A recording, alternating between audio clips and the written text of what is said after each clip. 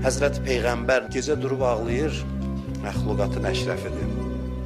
Ağlaya-ağlaya deyir, İlahi la təkilni ilə nəfsi tərfətə aynin əbəda.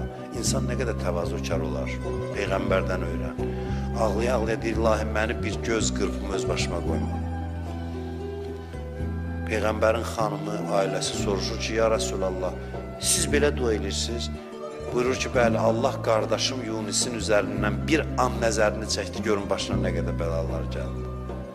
Həzrəti Yunis bir an nəzəri Allahın onun üzərindən çəkildi. Peyğəmbər görsən giriftar qalır.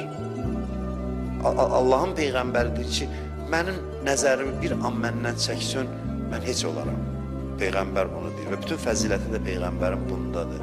Ona görə də əleyhissalam möminləri vəsf edərkən buyurur ki, xaşiən qəlbu, qəlbləri təvazu halındadır, xuşu halındadır. Allah bu halı bizə nəsib eləsin inşallah.